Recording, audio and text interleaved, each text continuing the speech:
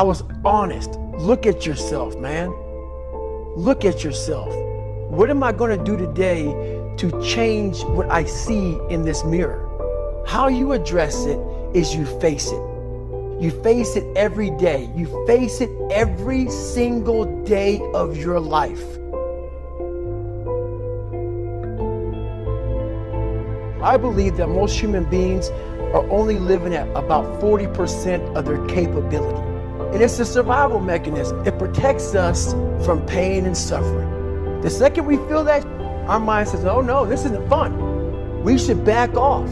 We should sit down, find something more comfortable. And there's something about the mind. The mind has the tactical advantage over you at all times. At all times of your life, the mind has a tactical advantage over you. Why is that? It knows what you're afraid of. It knows your insecurities. It knows your deep, dark lies. And it starts to push you away from that. It pushes you in a direction that is comfortable. The mind controls everything. So what I realized was that when I was growing up and I was 300 pounds and I got all fat and I got all insecure, I realized that my mind kept taking me in this direction. When things got uncomfortable for me, when I was facing my insecurities, I was facing my fears, my mind said, oh no, we have a tactical advantage. We need to get you, separate you from this feeling of your life. It's all about feelings. We want the happy feeling. We don't want that feeling of this sucks. Why am I here? And you don't have any, so you can't answer those questions, so you leave.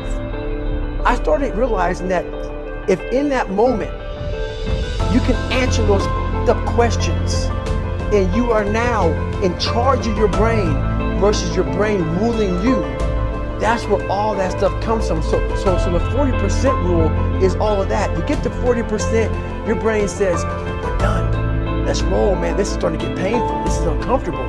So you sit down. So if you know that at 40%, I'm feeling pain. At 40%, I'm feeling pain. That's where the 40% rule kicks in. Now it starts. Okay, I'm feeling pain. My mind's saying all this shit to me. It's saying, get out of here, run, flee. The fight or flight kicks in. Okay, we're done. We're not good enough. It starts telling you all these things. You start to believe it because the mind controls all. This is the time where you have to gain control back of your mind. It's okay, let me see if I can go 45%. And once you start giving yourself more and more hope and start realizing, okay, the mind starts to be, okay, what are you doing? We're supposed to be going right and you're going left. You start then controlling your mind. Start finding more in yourself. And it goes from 40% to a lot further than that. That's the start of it though. Get to the spot where your mind is saying stop. Whatever that is, you gotta get there first. And then that's when that starts to work for you. You gotta control yourself in that moment. A lot of people can live with themselves, look in the mirror and say, I'm okay with being free. I'm okay with going on this easy highway over here. The easy highway has all these signs and shit, directions, how to get somewhere. And you have to first be uncomfortable with how you feel about yourself. With that voice that a lot of us like to run away from, we all have it. We all have that voice that's saying, hey man, you're kind of wimping out right now. You're kind of being a little punk right now. But a lot of us say, okay, that's okay. It's okay to tell these little white lies to ourselves. So we first have to face the real you. You have to face that in that dark room. In that dark room is who you are. But in that dark room is where you have to create another human being that walks out of that dark room to face who you are. That's the only way you're going to get over all those things. You have to create someone else. Not like you have two different personalities. It is you. But you have to find strength. And that visualization of almost me cracking out Goggins, like I'm coming out a different person, a person that doesn't give a fuck about anything, who doesn't care about being judged, who knows I'm weak, who knows I'm afraid, who says, whatever you think about me, take it, whatever, I'm here. In the dark room, you face yourself, you realize you want to be better, you realize you don't want to be this weak, insecure person in the world who has all these problems that we all have. We all have. Social media is a great platform to tell you who we want to be, not who we are. The The second you think that you've overcome it, you climb Everest, you're on that last hold, and life will say, not today. It'll push you down. I went to the mirror, and the reflection in it revealed a lot of bad things. And I'm looking at myself in the mirror going like, God, dog, dude, you are something else, man. Like, you have created a character. It wasn't me. It wasn't who I was inside, but I was scared for anybody to know who I was inside.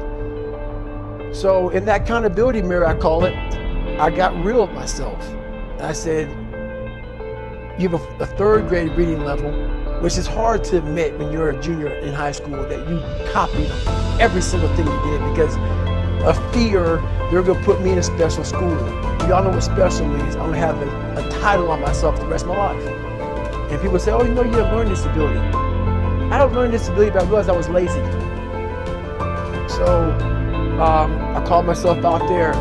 I called myself out every which way possible. I didn't call myself out, I was just honest. I was honest. Look at yourself, man. Look at yourself. And it was that day, and a couple of days after that, I just got real with myself. And every day I came home, I called it the accountability mirror. What am I going to do today to change what I see in this mirror? I had to really wear this layer of skin. I had to develop a really calloused skin on me to take whatever you're going to call me, you're going to call me. But whoever I am, you're going to see me. You're going to see me for who I am because I need to change who I'm not. And that accountability mirror just became raw. And when I became fat over the years, because I fell back in the hole, I called myself fat because I was fat. And people don't want to do that. They want to say, oh, don't call yourself fat. Don't call yourself dumb. If you're not real and raw with who you are, nothing's going to change. And in this nice new world that we live in, we want to hear, you're just a little big. No, man, you might be fat. And it's okay to hear that from yourself and from everyone else. So that's where it started at. And it's raw. It gets ugly sometimes in me in that mirror. But I'm also proud of myself to be able to tell myself that and then fix what's in that mirror. So the first thing about it is, once you realize it, and you have to realize it, you got to call yourself out. Addressing it is very small. It doesn't go from like one morning I'm this way, next morning I wake up and presto, 5 steps to greatness. No, it ain't that, brother. This is hard work. It's every day, like right now. I had to be honest with you, man. I'm even shaking right now being on this show. I'm a big time introvert. How you address it is you face it.